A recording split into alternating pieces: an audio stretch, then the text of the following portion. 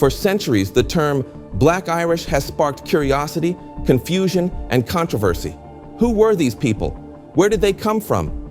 And what is the truth behind their mysterious features? The dark hair, olive skin, and deep-set eyes that set them apart from the stereotypical pale-skinned, red-haired image of Ireland? Some say they were descendants of Spanish shipwreck survivors from the Armada. Others trace their roots to African or Iberian ancestry.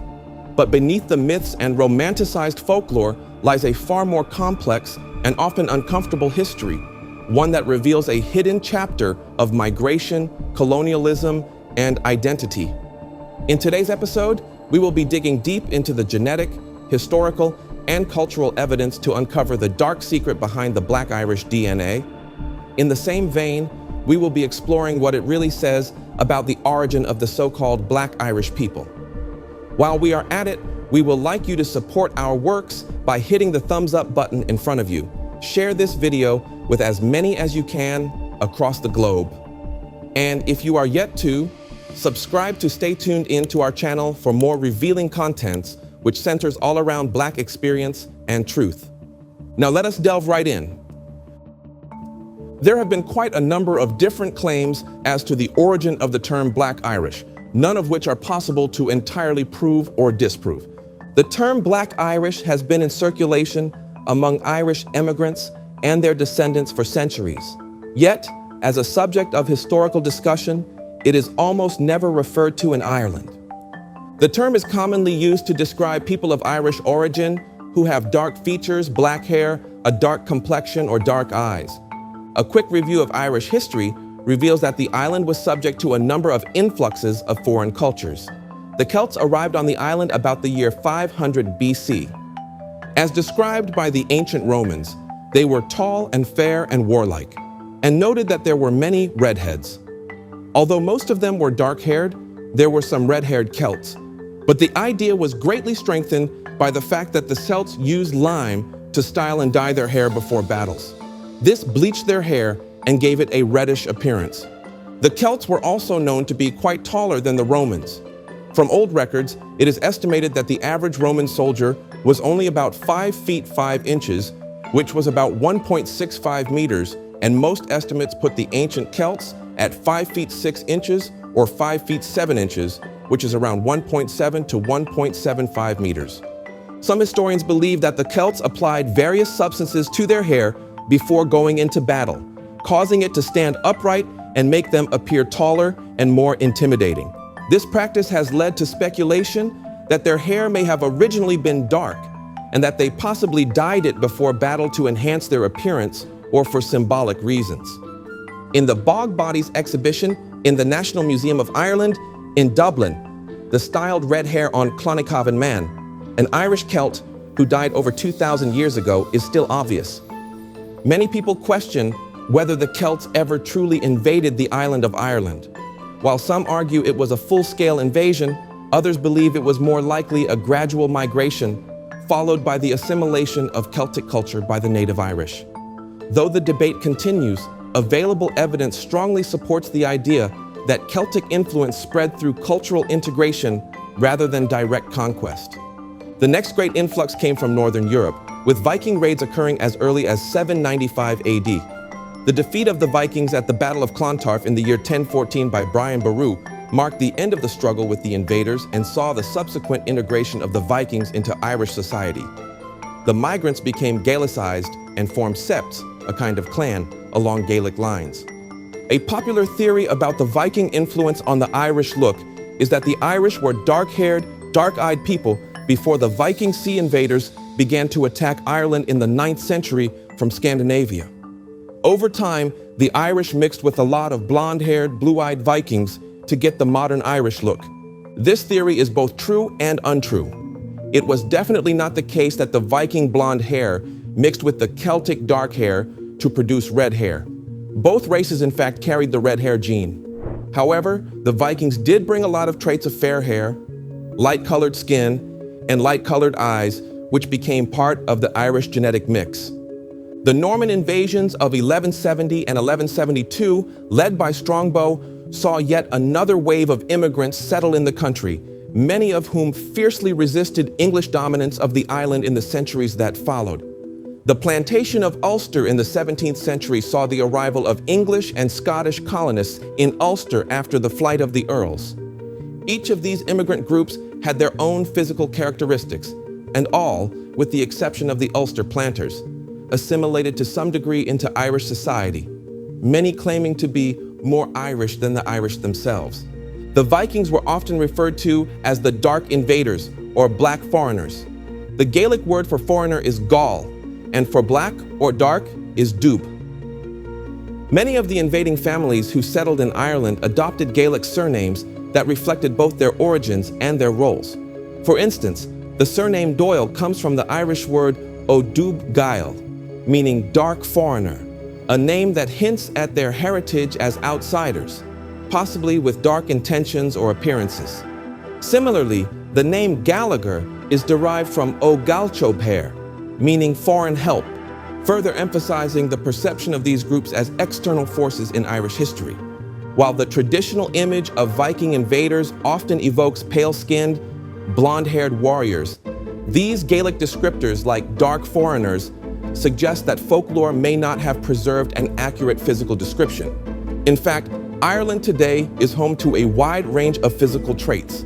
Those with blonde or red hair and light skin may indeed trace their ancestry back to Viking settlers, but not all invaders fit that stereotype. The diversity in Ireland's genetic and cultural heritage reflects a much more complex historical tapestry than often acknowledged. The Normans are also another set of people that should be considered when talking about Black ancestry in Ireland. This group of persons were invited into Ireland by Dermot McMurrough and were led by the famous Strongbow.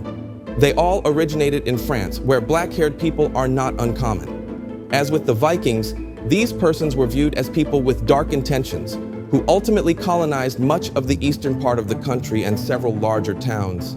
Many families, however, integrated into Gaelic society and changed their Norman name to Gaelic and then Anglo equivalents, the Powers, the Fitzpatricks, Fitzgeralds, Devereux, Redmonds.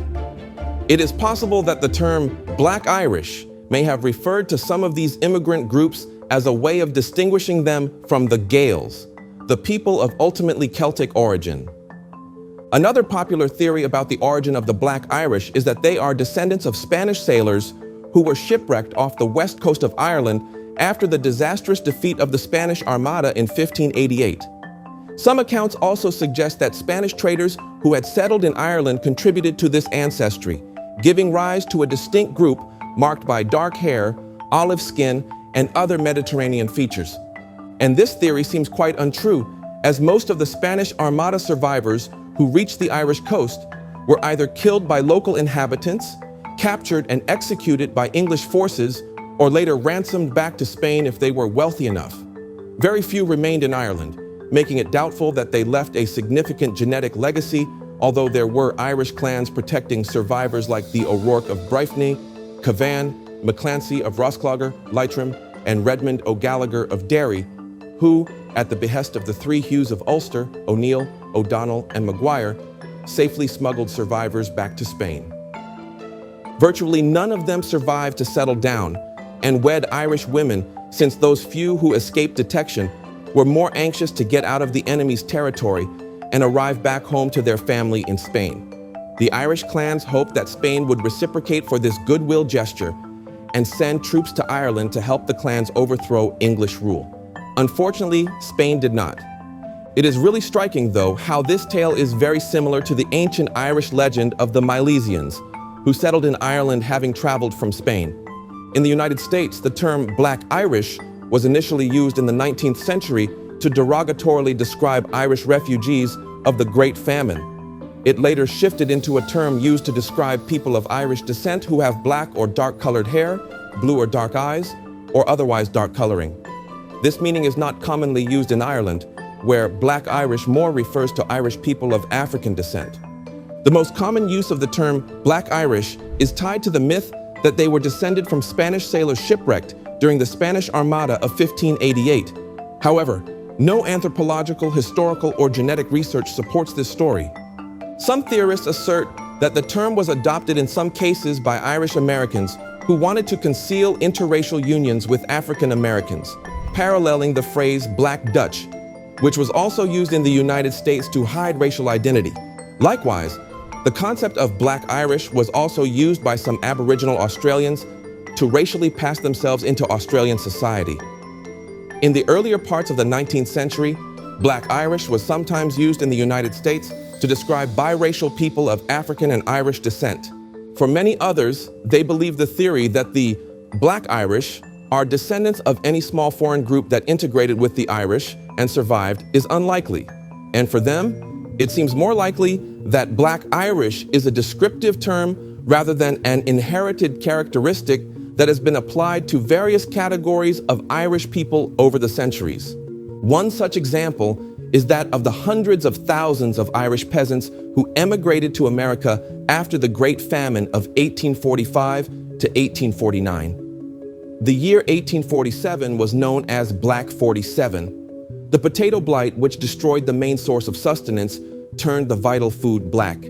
It is possible that the arrival of large numbers of Irish after the famine into America, Canada, Australia, and beyond resulted in them being labeled as black, in that they escaped from this new kind of Black Death. Immigrant groups throughout history have generally been treated poorly by the indigenous population or by those who simply settled first. Derogatory names for immigrant groups are legion, and in the case of those who left Ireland include Shanty Irish and almost certainly Black Irish. It is also possible that within the various Irish cultures that became established in America, that there was a pecking order, a class system that saw some of their countrymen labeled as black. The term Black Irish has also been applied to the descendants of Irish immigrants who settled in the West Indies. It was also used in Ireland by Catholics in Ulster Province as a derogatory term to describe the Protestant planters. While the term at various stages was almost certainly used as an insult, the term Black Irish has emerged in recent times as a virtual badge of honor among some descendants of immigrants. It is unlikely that the exact origin of the term will ever be known, and it is also likely that it has had a number of different iterations, depending on the historical context. It remains, therefore, a descriptive term used for many purposes, rather than a reference to an actual class of people who may have survived the centuries. By the 20th century, Black Irish had become an identity played out by Irish-American authors such as F. Scott Fitzgerald and Robert E. Howard. In 21st century Ireland, Black Irish is used primarily to refer to Irish nationals of African descent, and the alternative meaning is not commonly used. In a recent discovery, Martine Brennan writes about her digital public history project, Enslavement to Citizenship, African Americans in Irish Slaveholder Records, 1670 to 1862, and the insights into the diversities of Irish diaspora history gained by DNA testing. For Edwina Harleston Whitlock, born in Charleston, South Carolina in 1916, there is no doubt about her Irish ancestry. She can trace her lineage through William Harleston, who was born in 1804 and died in 1874, back to his great-grandfather, John Harleston of Dublin, who arrived in Charleston about 1698. This oral and documented family history was passed down in her family from generation to generation. Mrs. Harleston Whitlock is only one of an estimated 38% of African Americans who have Irish ancestry. William Harleston, though never legally married, had a large family of 8 children with Kate Wilson from 1820 to 1886, a woman that he had enslaved. He made provision for Kate Wilson in his will, and his descendants went on to become significant members of the African American community and owners of the Harleston Funeral Home in Charleston. However, Edward Ball, a European American, descended from Elizabeth Harleston Ball, John Harleston's sister, did not learn of his African American cousins until he began the research which resulted in his groundbreaking book, Slaves in the Family. The book documents his family's 167 years as slaveholders, during which they enslaved almost 4,000 African Americans at the time. Ball's lack of knowledge of his African American cousins is replicated time and again in the family histories of Irish and other European American families. In 1938, John Clowney Brown of Fairfield County, South Carolina, noted that his mother was an unnamed European woman and his wife, Adeline Cabean, was the daughter of John Cabean, an Irish overseer on the Clowney plantation, and an enslaved woman named Charity. Yet for many European people, their first knowledge of shared ancestry with African people comes when they undertake DNA testing. As DNA testing becomes more common, their shared Irish and African American history is coming into focus. Genetic science has much to teach historians. Given the history of the ownership of enslaved people, it comes as no surprise that, on average, people who identify as African American have been found to have a genetic makeup of 73% African genetic ancestry and 24% European genetic ancestry. However, the fact that 4% of US citizens who identify themselves as white have 1% or more African genetic ancestry, and this may surprise many. This indicates an African ancestor within the last 200 years. In South Carolina, the percentage of people who are identified as white but have African ancestry has surprisingly risen to about 13%.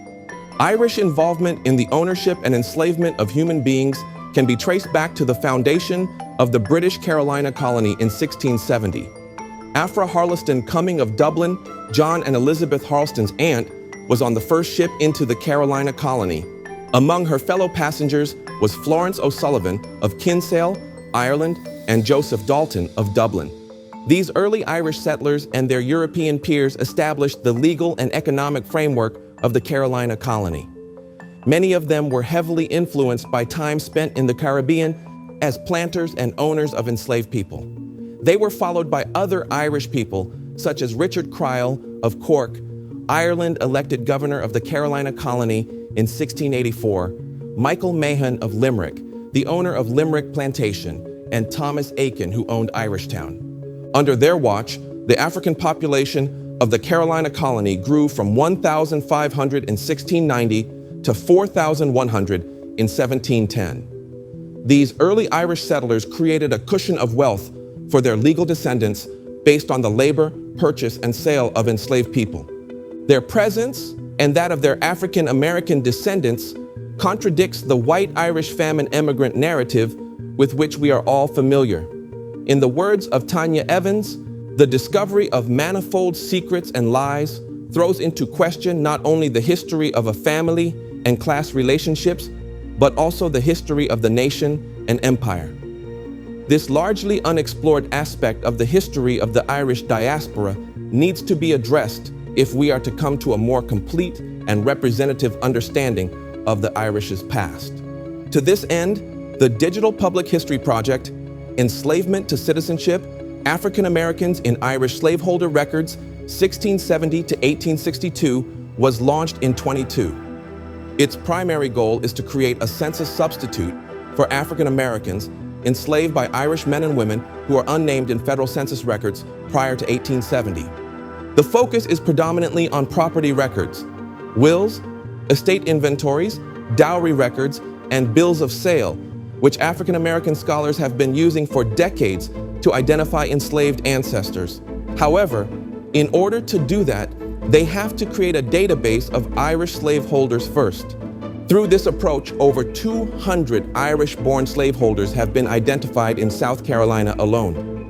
Pinpointing their exact places of birth in Ireland remains difficult, and tracing the documented histories of individual enslaved families is even more challenging. The project actively welcomes contributions from scholars and researchers already studying specific Irish slaveholding families in the U.S. It owes special thanks to Margaret Seidler of Charleston, Stephen Harper of Pennsylvania, Stacey Ashmore Cole of Georgia, and Cindy Hines of Oregon for their invaluable work. Committed to democratizing access to history, the project aims to make records previously locked behind paywalls freely available to African American families and their European descendants. The research reveals the complex relationships between men and women of the Irish diaspora who were slaveholders and their Irish American and African American descendants. It also highlights how much of this information is common knowledge in many African American families, but is unknown to Irish and Irish American families. Edwina Harleston Whitlock was always aware of her Irish ancestry, but it was a revelation to Edward Ball that he had African American cousins. Adeline Cabean Brown was also aware of her Irish ancestry, but it is doubtful that her Irish grandparents ever knew of her existence. In closing, the story of the Black Irish is more than just a genetic mystery. It is a powerful reflection of how history, migration, slavery, and cultural identity intersect. From Irish slaveholders in the American South to the forgotten bloodlines buried under centuries of silence, the truth is slowly coming to light. It is challenging what we thought we knew about ancestry, race, and the legacy of the empire. So as we continue to uncover these dark and complex truths, let us not forget that history is not just about the past, it shapes who we are today. And that brings us to the end of yet another video segment. Don't forget to support our works by hitting the thumbs up button right underneath this video, share with friends and families to keep spreading our eye-opening Black narrative, and more so with others who share in the pure need to hear the truth, and subscribe to stay tuned into the channel for more in-depth explorations of Black history, truth, and identity. Thank you for watching. See you in our next video.